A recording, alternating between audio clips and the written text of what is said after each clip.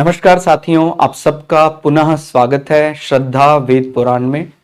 आज हम लोग डिस्कस करने वाले हैं श्रीमद् भगवद गीता अध्याय 3 का अंतिम श्लोक।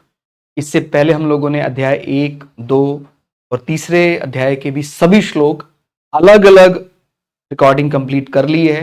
आप में से कोई भी व्यक्ति भगवद गीता को सरल हिंदी भाषा में समझना चाहता है, आप हमारे चैनल पर आएं, जहां आपको प्लेलिस्ट सेक्शन में सभी श्लोकों का अर्थ हिंदी भाषा में मिलेगा। तो आज का श्लोक अर्थ 43 या अंतिम श्लोक है भगवद गीता अध्याय 3 का। इसमें भगवान श्री कृष्ण कठिन शब्दों का इस्तेमाल थोड़े से अर्जुन के रूप में एक प्रकार से भगवान हमें ही ये संदेश दे रहे हैं कि काम या कामना हमारा सबसे बड़ा शत्रु है। उसको थोड़ा बहुत उसको ध्यान रखने से काम नहीं चलेगा, उसका तो समूल नाश करना होगा। भगवान ने क्या कहा? इस प्रकार बुद्धि से पर अर्थात सूक्ष्म, बलवान और अत्यंत श्रेष्ठ आत्मा को जानकर हमें जानना होगा क्या आत्मा है, क्या आत्म साक्षात्कार करना है, अपने को समझना है और बुद्धि के द्वारा मन को वश में करके हे महाबाहु, तो इस काम रूप दुर्जय शत्रु को मार डाल। कोई ये समझे कि मैं काम को सदा के लिए मैंने जीत लिया है, अगर ऐसी भावना किसी के मन में आ जाए तो उसका अहंकार टूटना ही टूटना है। ऐसे बहुत उदाहरण हमने उपनिषदों में ऐसी कथाएं आती हैं, पुराणों में ऐसी कथाएं आती हैं। अगर किसी को लगे कि मैंने कामना को जीत लिया है और इस बात का उसको अहम हो जाए, अहंकार हो जाए, तो फिर वो तुरंत, क्योंकि कामना एक ऐसा विषय है जिसको केवल दुर्बल कर देने मात्र से बात नहीं बनेगी, उसको तो यहां पर समूल नाश की बात की गई, उसको मार डालने के लिए कहा गया है। जैसे हम बात करते हैं देवर्षि नारद, उन पर कोई सांसारिक कामना या विवाह की कामना से वो निर्लिप्त, उन पर कोई असर नहीं है, लेकिन एक बार उनको इसी चीज का अहम हो गया, अहंकार हो गया कि मुझे ये सब चीज नहीं बांध सकती, तो फिर उनके माने, क्योंकि अहम से ही फिर कामना उत्पन्न हो जाएगी कि भाई मुझे कोई नहीं बांध सकता है, तो इसलिए अहम से बचना है, बहुत बड़ा शत्रु है वो। एक होता है बुद्धि जो विवेक पैदा करे, एक होता है बुद्धि जो अहम पैदा करे। तो जो एक विवेक है, विवेक तो होना चाहिए, लेकिन अगर अंदर अंदर उसके एक अहम आ गया है कि भाई मेरी बुद्धि बहुत चालाक बुद्धि है, मेरी तुरंत मैं चीजों का निर्णय कर लेता हूं। आपको केवल विवेक के लिए उसका इस्तेमाल करना था, ना कि अपने का बड़प्पन बढ़ाने के लिए, अपना दम्भ, अपना अहम बढ़ाने के लिए उस बुद्धि का इस्तेमाल जहां किया वही कामना दोबारा उत्पन्न हो जाएगी। इसलिए कामना की पिटाई करने से काम नहीं चलेगा, कामना का समूल नाश करने के लिए कहा गया। तो देवर्षि नारद जो कभी कामनाओं से आसपास भी कामनाओं को नहीं फटकने देते, तो उनके मन में केवल ये विचार आ गया कि मेरा कामना क्या बिगाड़ लेगी। फिर भगवान, क्योंकि भगवान अपने भक्तों की रक्षा करते हैं, एक प्रकार से जब भी हमारे जीवन में भी कभी इस प्रकार का कुछ ऐसा होता है कि मैंने कुछ कामना की थी, उस कामना के जरिए मुझे कुछ मिला, लेकिन उसका ऋणात्मक फल भी मुझे मिला, तो भगवान भक्त को एक प्रकार से उसकी रक्षा कर रहे हैं उसकी। तो जब हम, ऐसा पुराणों में आख्यान आता है कि जब उनका विवाह हुआ उसके बाद उनके जीवन में संकट भी उत्पन्न होने लगे, और फिर मन, आपको पता है, इंद्रियां के साथ मिलकर हमें नचाने लग जाता है, और फिर देवर्षि नारद मन के वशीभूत हो गए, लेकिन ईश्वर ने उनकी रक्षा की। तो अपने को ध्यान रखना है कि हमें कामना को थोड़ा दबा दें या थोड़ी देर के लिए भूल जाएं, इससे काम नहीं चलेगा। भगवान ने इसलिए कठिन शब्दों का इस्तेमाल किया कि मार डाल, संपूर्ण नाश कर दे कामना का। तो थोड़ा और एलोबरेट, थोड़ा सरल शब्दों में समझे तो काम जड़ता का विषय और शुद्ध प्रेम चेतना का विषय। इसमें हम कई बार लगता है कि हम अगर किसी के साथ हमारी इच्छा है, एक होता है प्रेम, प्रेम में हमें शरीर की आवश्यकता नहीं है। आपने कभी अगर शुद्ध प्रेम में किसी के लिए हमारा रुदन निकला हो, हमारे अश्रु गिरने लग जाते हैं जब हम भगवान के बारे ध्यान करते हैं कभी, या कभी मंदिर में, कभी अपने बाल गोपाल को निहार रहे, उनको देखते देखते हमारे हृदय में एकदम निर्मल प्रेम उत्पन्न हो जाता है।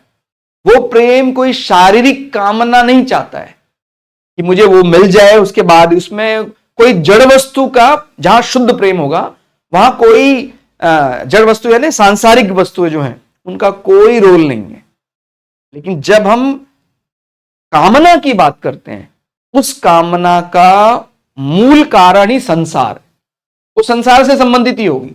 वस्तु की कामना, शरीर की कामना, ये चीज मुझे मिल जाए, ये शरीर मुझे मिल जाए, उसको हालांकि लग रहा है कि ये मेरा प्रेम है, लेकिन ये प्रेम नहीं, क्योंकि प्रेम विषय चेतना का है। और चेतना में जड़ता कैसी, माने चेतना में जड़ता की आवश्यकता क्या है? तो जब हम कभी कभी, हम तो किसके प्रेमी मान रहे अपने आप को? परमात्मा के। जब कभी कभी ऐसा रुदन निकलता है, शुद्ध प्रेम के लिए व्यक्ति भगवान को पुकारता है, तो वो जो हमारे आंखों से अश्रु गिर रहे हैं वो तो गंगा जल से भी ज्यादा पवित्र है। तो जब किसी व्यक्ति को इसका नियमित अभ्यास हो जाता है इस प्रकार, क्योंकि संसार के शरीर के लिए, संसार की वस्तुओं के लिए तो व्यक्ति सारे ही रुदन कर रहे हैं, रो रहे हैं, चिल्ला रहे हैं, ये मुझे मिल जाए, ये मुझसे छिन गया, ये मुझसे छिन गई। तो वो क्या है? वो जड़ की कामना है। इसी कामना को रोकने के लिए कहा गया है। लेकिन जो शुद्ध प्रेम, मेरा माने आत्मा का परमात्मा के साथ जो मिलन है, इसे कोई सांसारिक कामना नहीं मान रहे, इसको तो शुद्ध चेतना के साथ मेरा जो संबंध है, और ये जड़ता को समाप्त करने वाला है। तो इसमें अंतर समझना है अपने को। हम कई बार लगता है यार मुझे उससे प्रेम है, प्रेम है तो फिर उसमें शरीर की या वस्तु की क्या आवश्यकता है? प्रेम है तो वो तो शुद्ध चेतना है। वो तो प्रेम तो हमारे हृदय, हमारा इस प्रकार से हम समझते हैं, हमने उसको आत्मसात कर लिया हमारे। लेकिन जब हम उस प्रेम को संसार के साथ जोड़ देते हैं, जब उस प्रेम को जड़ता के साथ जोड़ते हैं, फिर वो प्रेम कम, कामना ज्यादा हो जाता। तो ये अंतर है, बहुत ही सूक्ष्म अंतर है। और हम में से ज्यादातर लोग इस प्रेम जो वास्तव में चेतना है, इस प्रेम को किसके साथ जोड़े बैठे हैं? जड़ता के साथ जोड़े बैठे हैं, जो सही परिभाषा नहीं है। यह काम व्यक्ति के अहम में रहता है। तो मैं हूं, जब तक ये विचार रहता है, देखिए हूं में तो कोई परेशानी नहीं है, लेकिन जब ये मैं बहुत बलवान हो जाता है, मैं सनत वाजपेयी, मेरा नाम, समाज में कितना मेरा नाम फैल रहा है, तो जब ये मैं, मेरा ये जड़ता का जो विषय है, क्योंकि सनत वाजपेयी जो नाम है ये तो सांसारिक विषय, संसार ने मुझे दिया है, और जब मैं केवल उसी नाम के बड़प्पन के बारे ख्वाब देखने लग जाता हूं तो मैं केवल जड़ता तक ही सीमित हूं। लेकिन जब मैं हूं पर आकर ठहर जाता हूं, वास्तव में ये सनत भी तो कुछ होगा, सनत जो मैंने नाम रखा है वास्तव में ये भी तो कुछ होगा है। तो जब मैं इसको पहचानने का प्रयास करने लग जाता हूं, यानी जो शरीर के अंदर बैठा है, जिसको संसार ने एक सांसारी नाम दे दिया है, सनत वाजपेयी, वो वास्तव में कौन है? सनत की जो समझ पैदा करता है वो कौन है?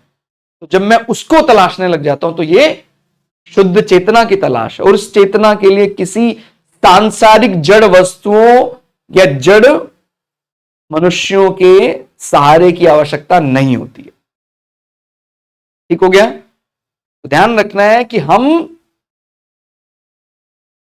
मार्ग में चलते हुए, वो बात सही है, हमने सात्विकता से किसी को गुरु बनाया है, हमारी मां भी हमारे गुरु हो सकते हैं, हमारे पिता भी हमारे गुरु हो सकते हैं।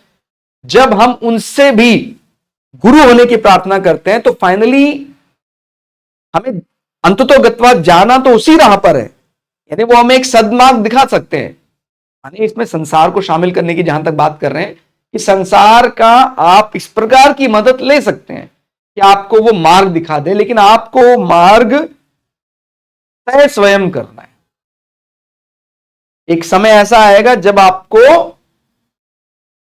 आपके गुरु, आदरणीय सब त्यागने होंगे, तभी आप परमात्मा को पहचान पाएंगे। यानी संसार में हम किसी की मदद ले रहे हैं धनात्मक पहलू के लिए भी, उनको भी एक समय पर हमें त्यागना होगा। तो जो ये बात कही गई कि संसार के जितनी वस्तुएं हैं वो जड़ हैं, उनका भी धनात्मक पहलू उपयोग किया जा सकता है, उसमें कोई रोक नहीं है। कोई सामने केवल उस शरीर को भोग की दृष्टि से देख रहा है और कोई उस शरीर से कुछ अच्छा ज्ञान ग्रहण करना चाहता है, उसको एक अध्यापक की दृष्टि से देख रहा है। तो दोनों की दृष्टि में बहुत बड़ा अंतर है। तो जब कोई उस शरीर से ऐसी कोई प्रार्थना करता है कि मेरा जो परम लक्ष्य है उस तक पहुंचने के लिए मेरी मदद करें, तो फिर वो एक सार्थक प्रयोग है, इस उपयोग में छूट है। ठीक हो गया? इसको हम कामना पूर्ति से नहीं जोड़ रहे हैं, इसको तो हम हमारा जो शुद्ध चेतना के प्रति हमारी जो भावना या हमारा जो प्रेम है उसकी ओर चलना चाहते हैं। तो ये ध्यान रखना है, मैं सदा जीता रहूं, मैं सब कुछ जान जाऊं, ऐसा सबके मन में होता है। लेकिन ये विषय केवल संसार तक सीमित रह जाएगी। मैं सदा जीता रहूं किसके लिए? इस संसार वालों के साथ, संसार में जितनी वस्तु शरीर इनके साथ।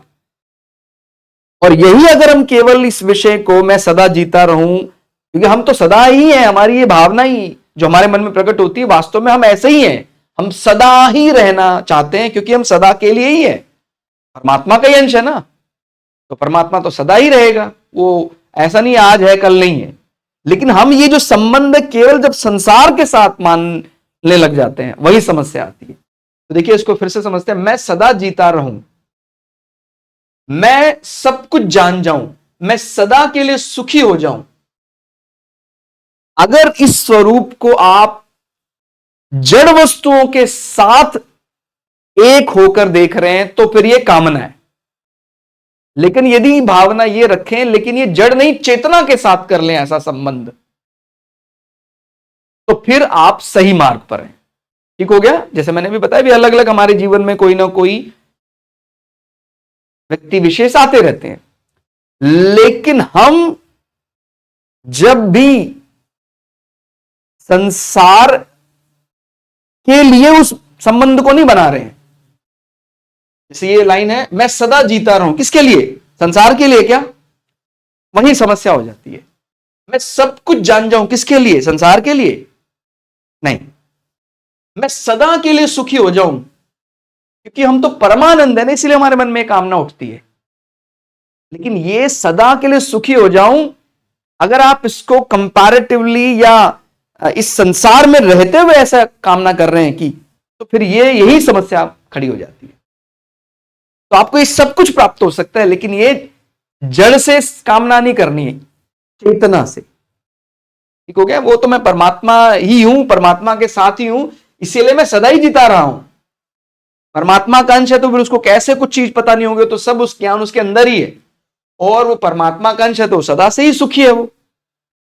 लेकिन ये अंतर कहां आ रहा है? जब मैं इसको केवल संसार तक सीमित मानता हूं, ये मैं अपने बच्चों के साथ सदा सुखी रहूं, तो फिर समस्या खड़ी हो जाती है, क्योंकि इसमें कामना आ जाती है। वास्तव में सच्चित आनंद स्वरूप परमात्मा की ही इच्छा करता है, पर संसार से संबंध मानने के कारण मैं भूल से इन इच्छाओं को संसार से ही पूरी करना चाहता है। तो इन इच्छाओं को वो संसार से पूरी करना चाहता है, यही सबसे बड़ी समस्या और यही काम का उद्गम है। अपने को यह अच्छे से समझना है, इन कामनाओं को अगर जड़ से पूर्ति करेंगे तो यह कामना है, लेकिन अगर इन कामनाओं को चेतन से पूरी करें तो ये प्रेम ईश्वर के प्रति हमारा है, क्योंकि उसी का तो अंश है हम, आत्मा परमात्मा का ही तो अंश है। तो जब वो इच्छा पूर्ति शुद्ध प्रेम, जहां संसार नहीं केवल चेतना है, जहां सांसारिक वस्तु नहीं केवल चेतना है, तो फिर वो हम काम नहीं मानते, वो शुद्ध प्रेम मानते हैं। संसार को जानने के लिए संसार से अलग होना और परमात्मा को जानने के लिए परमात्मा से अभिन्न होना आवश्यक है। हम इस मकर जाल, माया जाल, इस वेब को समझना चाहते हैं, कामना से मुक्ति पाना चाहते हैं, तो हमें तो संसार से अलग होना है और परमात्मा को जानने के लिए परमात्मा से अभिन्न होना है। यानी हम परमात्मा से भिन्न नहीं है, हम परमात्मा ही हैं, परमात्मा का अंश है, परमात्मा का जो विशाल सागर स्वरूप है उसी सागर की एक बूंद है। तो जब यह विचार आ जाता है कि मैं भिन्न नहीं हूं उससे, मैं उसी का ही एक अंश हूं, तो फिर व्यक्ति स्वतः ही कामना से मुक्त हो जाता है। यानी अलग अलग मार्ग बताएं भाई, या तो आप संसार जैसा है उसको समझो और संसार की जो जो जड़ वस्तुएं उनको आप त्याग करो, या फिर परमात्मा को जानने के लिए आप स्वयं परमात्मा हो, आपकी जो शुद्ध चेतना है, या तो आप जड़ वस्तुओं का त्याग करो या चेतना को समझो। ठीक हो गया? तो जब हम समझते कि हम जो मेरे मन का मन है वो आत्मा परमात्मा का ही अंश है, तो फिर हमें कामनाओं को ध्वस्त करने के लिए, कामनाओं का नाश करने के लिए कुछ अलग करने की आवश्यकता नहीं है। कामनाएं अभाव से उत्पन्न होती है। भाई दरिद्र है तभी तो वो किसी वस्तु के लिए चाह कर रहा है, लेकिन हमारे यहां जो आत्म स्वरूप है, आत्मा तो परमात्मा का अंश है, वो दरिद्र हो ही नहीं सकता। तो जब भी कोई कामना आएगी मुझे ये मिल जाए, तो वो कामना कौन कर रहा है? जो पूर्ण नहीं है। तो पूर्ण तो हमारी आत्मा तो पूर्ण ही है। तो कामना कहां से उत्पन्न हो रही है? अज्ञान के कारण, कि मुझे ऐसा लग रहा है कि मैं शरीर हूं, इस कारण से मैं अपने आप को सीमित माने बैठा हूं। लेकिन जब केवल ये पहचान आ जाए कि नहीं मैं तो पूर्ण हूं, मुझे अब क्या चाहिए, मेरी आत्मा ना कभी पैदा हुई ना मरने वाली, तो चाहिए क्या मुझे? लेकिन जब मैं इस आत्मा को कम, शरीर को ज्यादा समझने लग जाता हूं, अपनी मन, इंद्रिय, बुद्धि तक सीमित रहता हूं, फिर मुझे लगता है नहीं नहीं, अरे ऐसा शरीर है मेरा, ये सब सुंदर दिखता है, खराब दिखता है, काला दिखता है, गोरा दिखता है। तो फिर ये जब भावनाएं आती हैं तो फिर कामनाएं अभाव उत्पन्न होता है कि भाई मैं काला हूं, गोरा होना चाहिए था, धन कम है, ज्यादा होना चाहिए था। और अभाव संसार के संबंध से होता है, क्योंकि संसार अभाव रूपी है। संसार का जो हमने बताया था, संसार का जो प्रोग्रामिंग की गई है, ये जो माया जाल रचाया गया है, ये रचाए इस हिसाब से गया, नहीं तो कौन भी ईश्वर की कामना करेगा? अगर किसी व्यक्ति को संसार में ही संपूर्ण आनंद मिल जाए, परमानंद मिल जाए, वो फिर नहीं जाने वाला है, वो तो संसार में रहने वाला। और ऐसा आज तक कभी नहीं हुआ। वो चाहे वो कोई बहुत लंबी आयु भी संसार में जी चुका है, वो भी अंततो गत्वा एक ना एक दिन मुक्ति को प्राप्त होना चाहता है।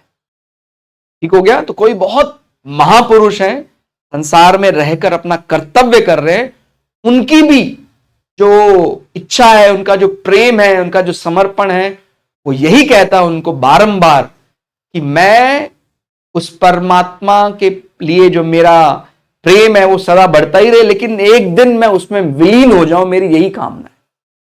ठीक हो गया? माने मुक्ति, मोक्ष हो गया। क्योंकि संसार तो परिवर्तनशील है, जड़ है, संसार के मिलन से हम कभी भी तृप्त नहीं हो सकते हैं। चेतना चेतना के मिलन से ही तृप्त होगी। संसार से संबंध विच्छेद होते ही कामनाओं का नाश हो जाता है, और जैसे ही हम संसार से अपना संबंध तोड़ देते हैं, कामनाएं स्वतः चली जाती। बुद्धि पर नियंत्रण करने वाले इस काम को जानकर उसका नाश कर देना चाहिए। ठीक हो गया? तो जैसे मैंने बताया, एक बुद्धि जो हमें विवेक देता है, एक बुद्धि जो हमें अहंकार दे देता है। तो हमें उस विवेक बुद्धि का इस्तेमाल करना है, सही और गलत का निर्णय करना है, जड़ और चेतन के अंतर को समझना है। और जैसे ही हम चेतना को जानने लग जाते हैं, कामना अपने आप ही समाप्त हो जाती है। ठीक हो गया? तो आज के लिए इतना ही। क्लास आपको कैसी लगी कमेंट करके जरूर बताइएगा। मिलते हैं अगली क्लास में, तब तक के लिए जय श्री भगु पराशरा, जय श्री शुक्राचार्य, नमस्कार।